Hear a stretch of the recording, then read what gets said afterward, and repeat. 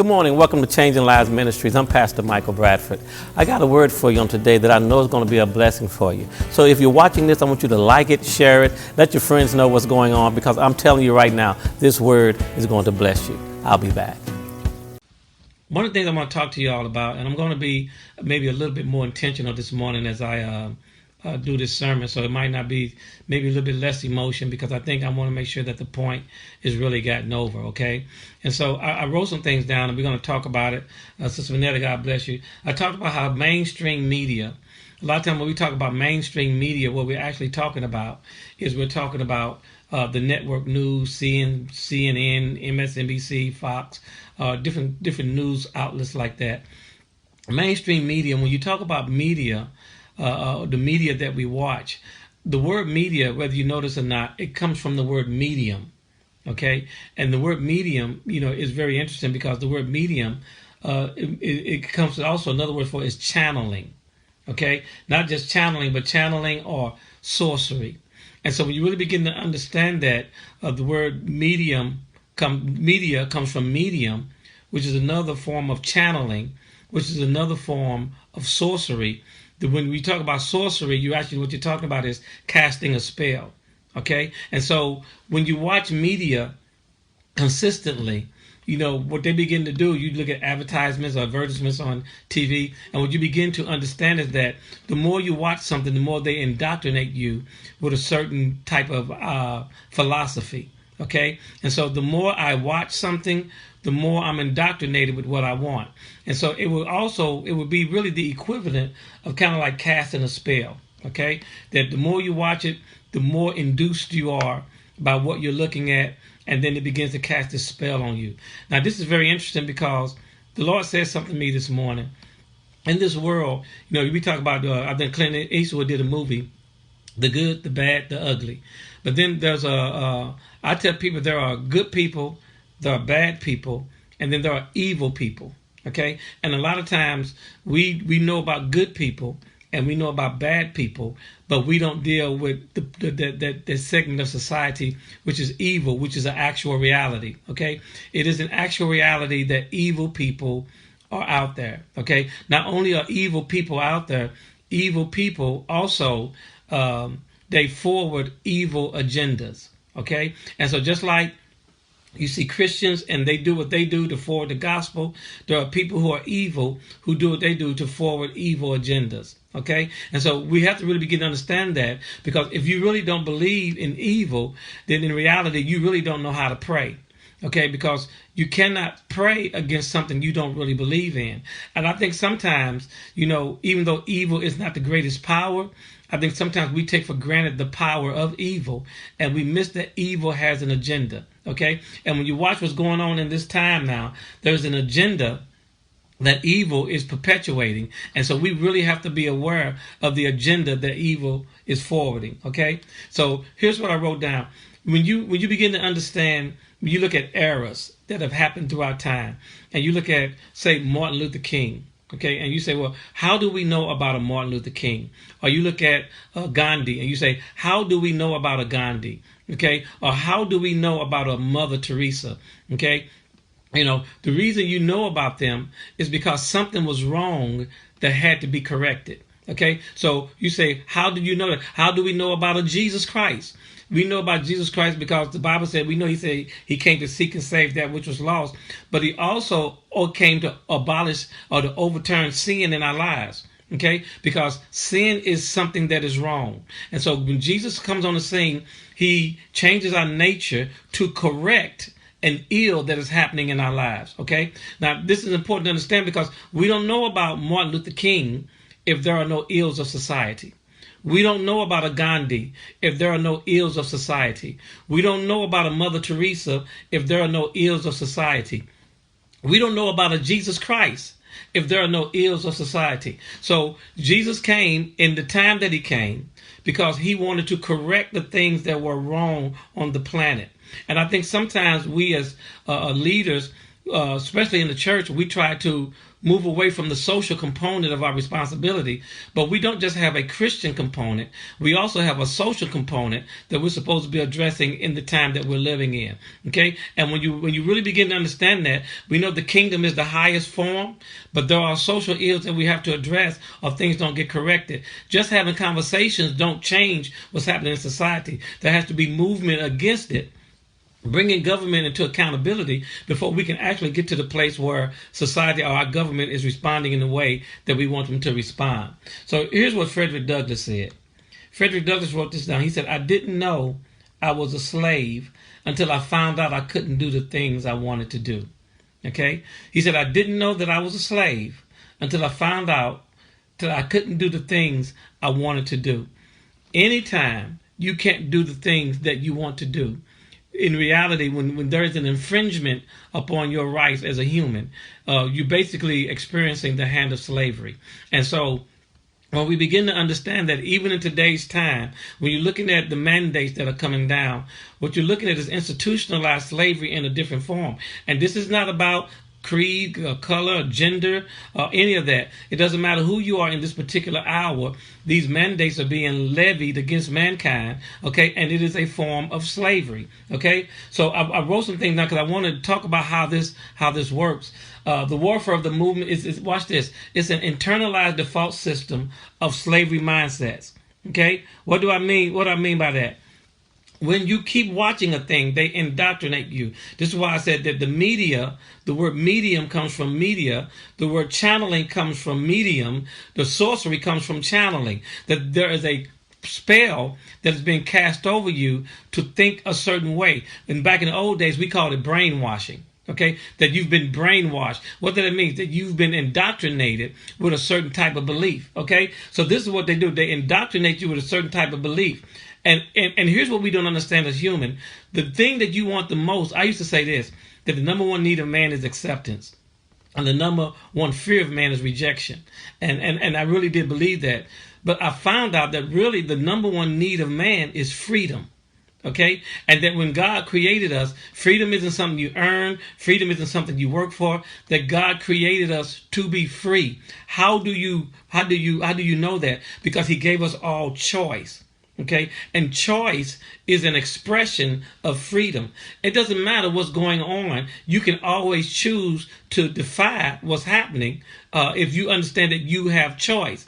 That really no one can force you to do anything that you don't want to do. Okay, so we need to understand that. Okay, so I want to talk about Hadad. And if you look at the subject, I said the story of Hadad, because I think this is a very pertinent and relevant story that we're going to talk about. Okay, I wrote this down.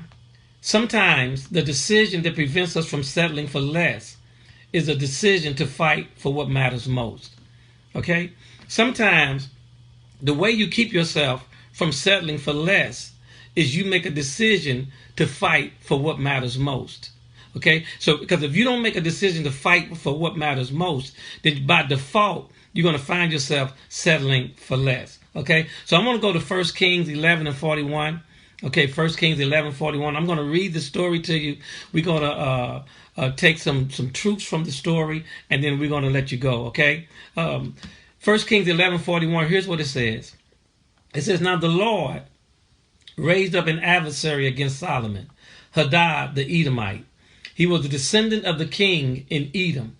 For it happened when David was in Edom, and Joab, the commander of the army, had gone up to bury the slain, after he had killed every male in Edom, because Joab stayed there for 6 months. He remained there with all of Israel until he had cut down every male in Edom. That Hadad, which is who we're talking about today, fled to go to Egypt, he and certain Edomites of his father's service with him." Now let me tell you what's happening. David and Joab go up and they do this war against the Edomites. As they go against the Edomites, the Bible says that David and Joab, they start killing everybody that is alive that's an Edomite. Okay? As they begin to kill these Edomites, Hadad, which is the son of the king, he gets away. And when Hadad gets away, okay, they wipe out everything that he knows, his whole land, his whole people. Everything that Hadad has been familiar with has been taken from him. It's been wiped out. Okay, and so Hadad gets away with some of his father's servants. Okay, now the Bible says Hadad, when this happened, was a little child, and then they arose from Midian and came to Paran, and they took men with them from Paran and came to Egypt. This is Hadad's travel. Okay, to Pharaoh, king of Egypt, who gave him a house. Now, when Hadad gets to Egypt. Okay, when he gets to Egypt, he runs into the king of Egypt, which is Pharaoh. The Bible says that Pharaoh, watch this, king of Pharaoh who gives him a house. Pharaoh apportions unto him food. Pharaoh gives him land, immense land. And the Bible said that Hadad found great favor in the sight of Pharaoh. Hadad, when he gets to this place, the Bible says his history had been wiped out. And because his history is wiped out, he runs to Egypt. And when he meets the king of Egypt, Pharaoh finds favor with him. And he gives him a place to stay. If a king gives you a house, it's not a little house. Okay? He gives him land. It's not a lot. It's almost a province. Okay? The king also gives him food. He makes sure that he has everything that he needs to eat. Okay? And then the king loved him so much that he gave him a wife, the sister of his own wife, that is, the sister of Queen Tophanes. So the king of Egypt says, not only do I love you, that I'm going to take care of you physically, I'm going to give you my wife's sister for your wife. Okay, I'm bringing you into the royal set. Okay, I'm establishing you just because of how I feel about you. When favor finds you, favor opens doors for you. Okay, and so this whole thing is, I'm going to take care of you. So I'm going to give you my wife's sister. And when he had when he gave him his wife's sister, the Bible said that Hadad and his wife had a child, and the child name was Genubath. When Genubath was born, watch this, Queen Tophanes, which is Pharaoh's wife, she takes her nephew and raises her in the royal court with her children. Now, I want you to get the whole picture of what's happening here. This guy who King David and Joab, they go and they have a war on the Edomites. They basically wipe out this guy's whole history. They wipe out this guy's whole family. Okay, they burn the memory to the ground. Joab stays in the city for 6 months because Joab makes sure for 6 months that if anything else rises up, that he kills it and he puts it down. Hadad escapes with his father's servants, and they end up in Egypt. He gets to Egypt, and when he gets to Egypt, he's given a house from a king. He's given land from a king. He's given food from a king. And the king has so much favor on him that he also gives him his wife's sister as a wife. And when he has children, he said, I don't want your children to grow up in your house. Bring your children to my house. Okay? And my wife and I and you and your wife, we're going to raise your children on my campus. Okay? In the royal court, in the royal palace. Are you with me? Watch this. Okay? So watch this. And so later on, news gets to Hadad. This is years later. News gets to Hadad, okay? And when the news gets to Hadad heard, this is what the Bible said to Egypt, that David, the one who had killed everybody, and Joab, that they rested with their father. In other words, they died. And that Joab, the commander of the army, was dead. And when Hadad heard that David was no longer on the scene, and that Joab was no longer on the scene, the Bible said that he goes to King Pharaoh. And here's what he says to King Pharaoh. He says, Pharaoh, he said, let me depart that I might go back to my own country. He said, I'm ready now. I've heard that those who have killed my people are gone. Okay? And now that they're gone, my desire is to go back to the land which I came from. Now, this is interesting because when he said this, Pharaoh says to him, because he's befuddled. He really doesn't understand. And Pharaoh says to him, but what have you lacked with me? I've been good to you. You lost everything. You come to me. I give you a house. I give you land. I give you food. I give you a wife. I give you favor. I give you everything that you ever wanted. I don't understand. What have you lacked with me that will make you want to leave me to go back there? Are you listening to me? And then Pharaoh said, what have you lacked with me that suddenly you should seek to go to your own country? And here's what Hadad said. And the Bible said, so he answered Pharaoh, nothing. But let me go anyway. Watch this. I don't lack anything with you.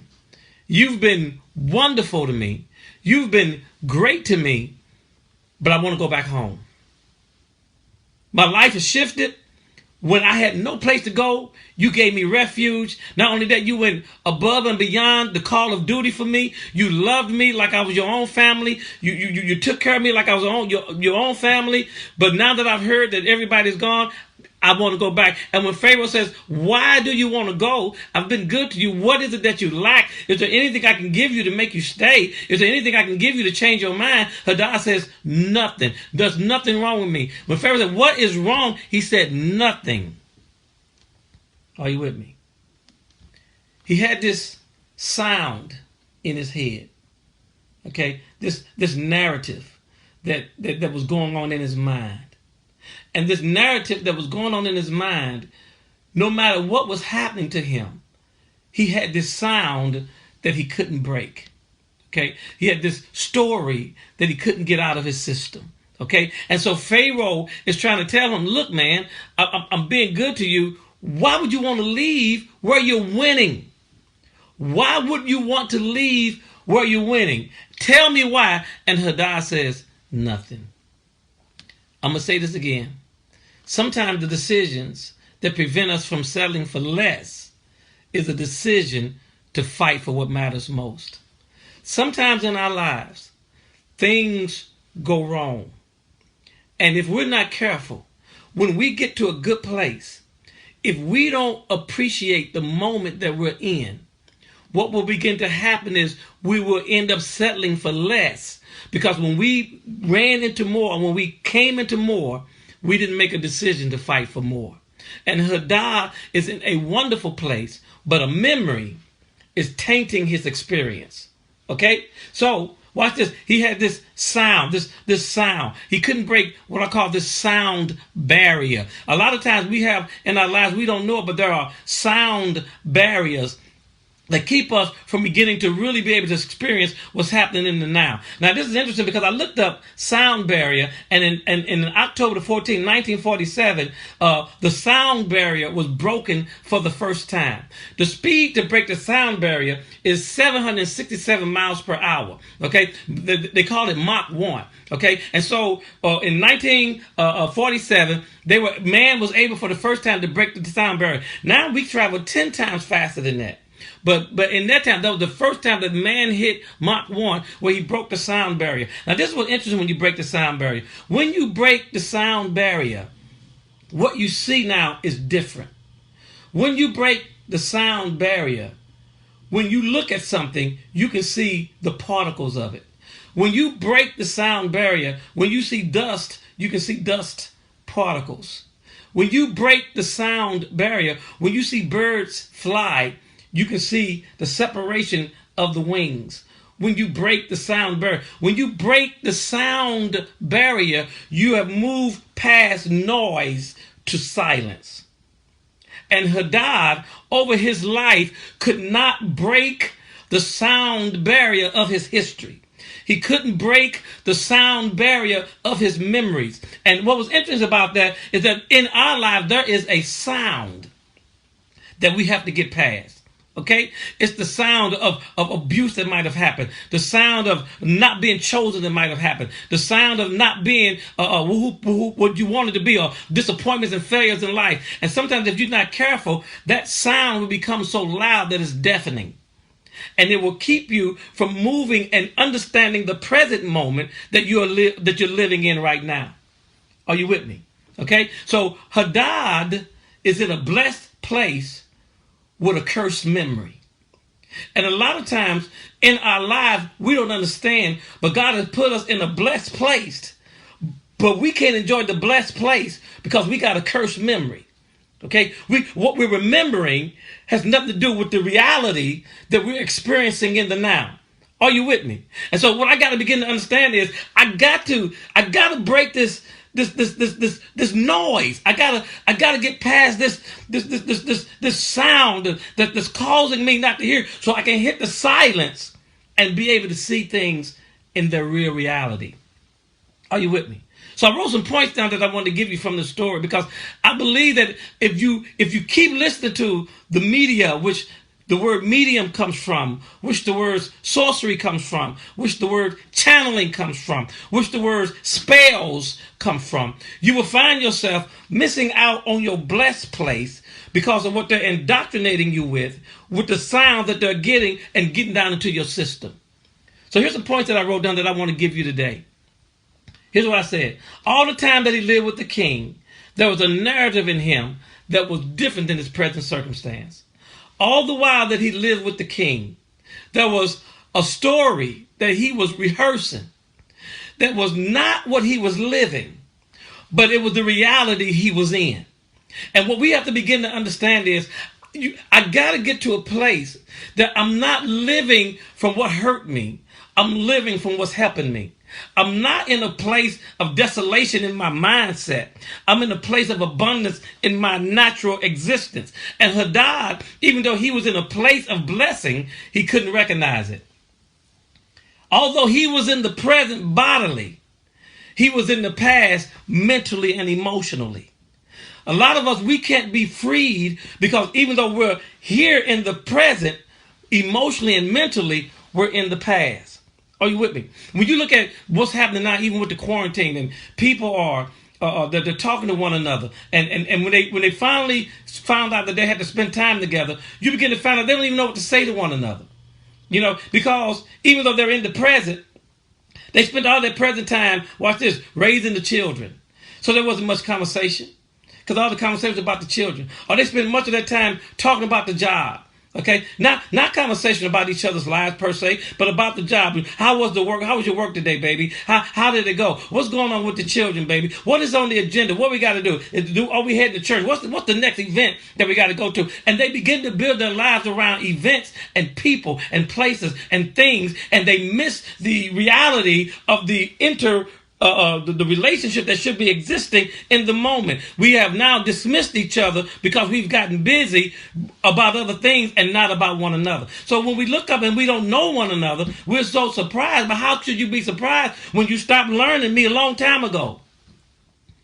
When you disconnected from me a long time ago. Let me tell you why. Because when the king asked him, he said, what is it that you lack? What is it that you don't have? Hadad's response was nothing. It's like we do in relationships today. We say, what's wrong with you, sweetie? Nothing.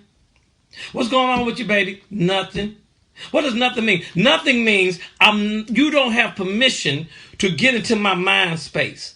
Nothing means what's going on in my head, I don't feel the freedom to express it to you. And the conversations that we avoid are the conversations that usually shipwreck the relationship. The conversation that you don't want to have is the very conversation that you need to have. Hadad is in Pharaoh's house all of this time, and all of this turmoil is going on the inside, but the conversation that he refused to have with the king kept him in the past and wouldn't escort him into his present. And so this is what's happening to us today. We're missing our now because of offenses. We're missing our now because of past traumas. We're missing our now because of past hurts. And the reason we can't move from that place to the new place is because when somebody asks you, what's going on with you? Your response is nothing. I don't understand how you can say nothing. I've been good to you, Hadad. I've given you a house. What else do you need? I'm good. Oh, what do you want me to cook for you today, baby? You want chicken? You want steak? You want shrimp? I'm all right.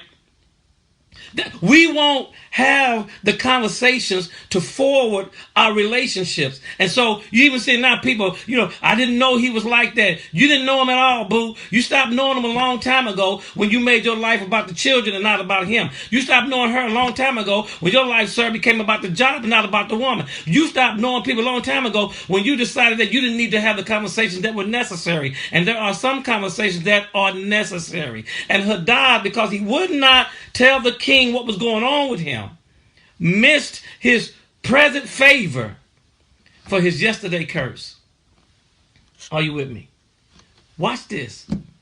Hadad wants to go back to a past that doesn't even exist. They killed everybody sir.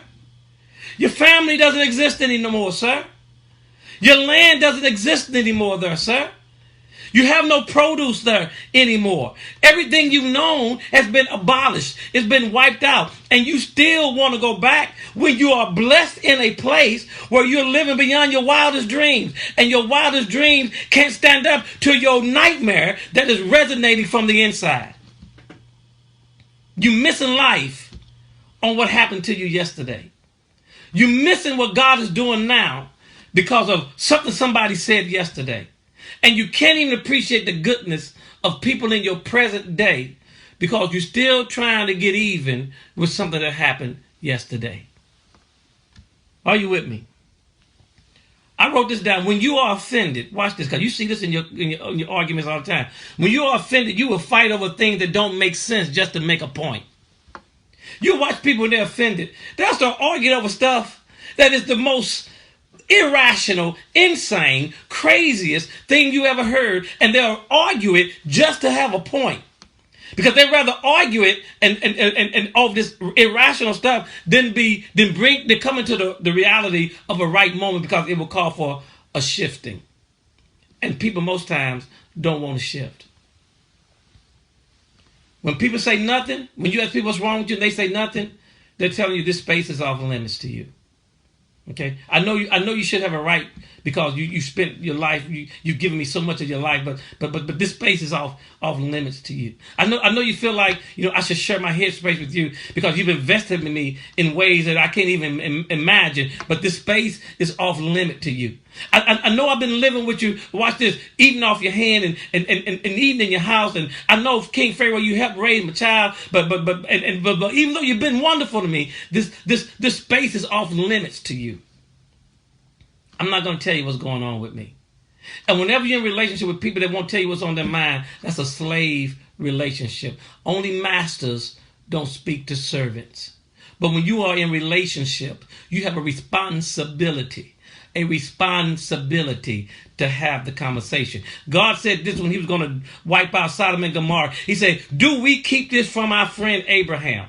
I'm God. I can do what I want to do when I feel like it. I created all of it. It all belongs to me. The heavens and the earth, the seen and the unseen, it all belongs to me. But if I go down and wipe out Sodom and Gomorrah and his nephew is living there, do we keep this from and he called him friend. Do we keep this from our friend Abraham? And he said, we got to go tell him. Gabriel, pack up, put your wings on, sir. Fly down there and deliver this message to Abraham that we're about to destroy the city.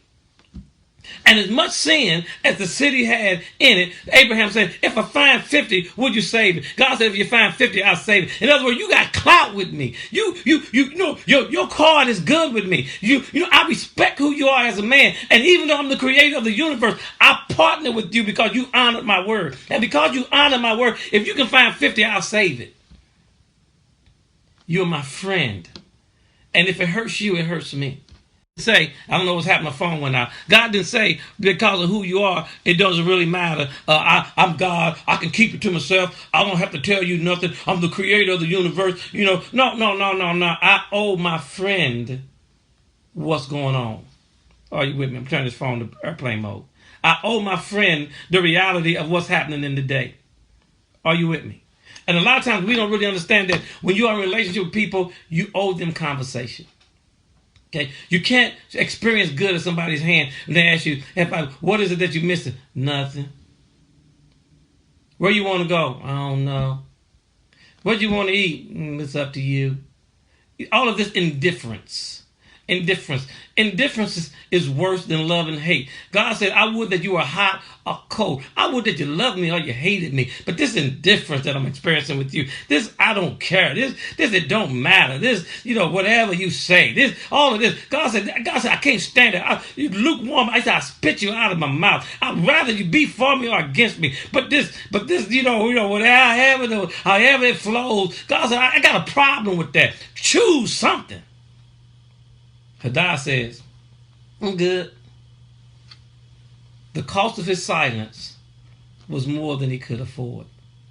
Because the reality is this, sir, you're going back to a place that don't exist. Your family's gone. You have no land. You have no history. It's been wiped out. And for you to want to return there means you have no clue as to what was given to you and what it cost to give it to you. Are you listening to me? Are you listening to me? So we got to get it together. I'm going to read it to you again. Sometimes the decision that prevents us from settling for less is a decision to fight for more. Okay? But you got to know what more is. More ain't your desolated memory. That's not more. More is your present that people are pouring into you now. Are you with me? That's what more is. More is your present that people are pouring into you now. And that's what we have to begin to understand. Turn the sorcery off on your TV. I know you're watching the news 24/7. I'm going to say this to you. Corona is real, but the pandemic is not. And if you allow them to seduce you, if you allow them to take up your mind space, if you allow them to indoctrinate you with the fear and this fear-mongering and all of the things that they're doing, you will miss what the King, I'm talking about God now, is doing for you, because Satan is cursing your memory. Are you with me? And you have to begin to understand that in this hour, we are called to be harmless as doves, but wise as serpents. Are you with me? And so I'm saying to you, in your relationships, who you align with is everything. Who you side with is everything. Okay? And I don't want you to be like Hadad, that all good has been given unto you. But all the while it was happening, you were silent, because you were remembering instead of experiencing. And most of us, that's the trap that Satan has us in. We're remembering, and we've lost the pleasure of experiencing. God wants to move you to experiencing. Okay? God said, I'm good to you. I'm good to you. I'm looking out for you. I'm blessing you. I blessed you. Ephesians 1:3 says, I blessed you in heavenly places. You were blessed before your mother met your father. You were blessed before the earth was formed. You were blessed before anything was created. You were blessed then. Don't miss it on a memory that's cursed, and you won't go to an experience that's blessed. Are you with me? All right. That's my sermon for today. That's my sermon for today. I want you to keep some things in mind. There's a lot going on in the world. We have people that God to help have given money to help people. To help other people. We have people who are struggling. Okay? Let God use you to be a blessing in this hour. And don't miss moments. Jelena taking things to people. Elder Lewis taking stuff to people. Minister Crump taking things to people. Our church has been busy helping one another when they didn't have. From water to whatever it is. We've done the duties that it takes to help people be blessed in a time where everybody else is afraid. Brother John, volunteered to take things to people. And we thank God for people who, when they're off, they can say, you know what? Let me be a vehicle of good, okay, to other people who have needs. And I thank God for Elder Lewis, Minister Crump, Jelena, John, Sister Angela, that say, you know what? God is blessing me right now. I'm going to be a blessing to other people. Are you with me? I'm telling you on the day, don't let this break up your relationships. You're going to have to understand that now some of you are going to have to come back to the table of conversation. Okay? You're going to have to revisit the table of conversation. I seen Dr. Perry on here. I think I saw her. Me and her, we have to revisit the table of conversation. She's too quality a person to not be in my life. You have to come back to the table of conversation. Okay? That where there is value, you cannot let that go. Are you all with me today? I close with this. Sometimes to not settle for less, you're going to have to make a decision to fight for more. Okay? And what I'm saying to you now is there are relationships right now that say he's trying to tear it up, but you don't have the luxury of saying nothing. That's not a luxury you can afford. Your silence is immeasurable.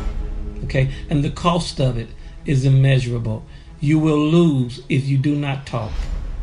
You will lose if you do not conversate.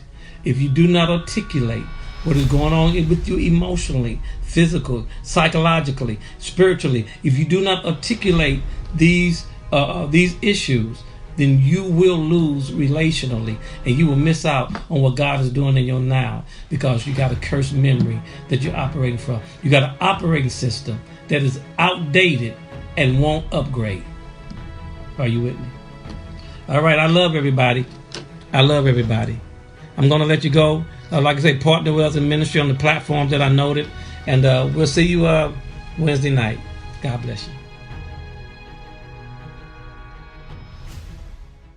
Thank you guys so much for joining our live feed and broadcast. We do appreciate your time, but we are eager and excited that you're joining our community, our faithful community of followers and believers, people who are life changers, who are world changers. And so what we're going to ask you to do is, if you have a desire to give because this message is feeding you and providing everything that you need to help you get to that next level, to present your best self, then what we're going to ask you to do is partner with us. Become a life changer. Join one of our groups. Give us an opportunity to connect with you in a way that you normally wouldn't have access. So we just want you to know that you do have the ability to give through any one of our means, through our website, through Givelify, through Cashapp.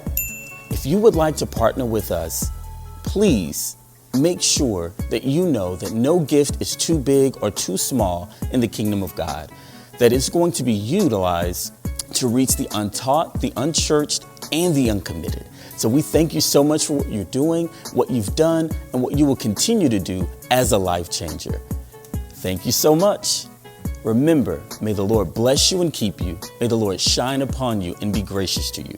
May the Lord show you his favor and give you his peace. God bless you.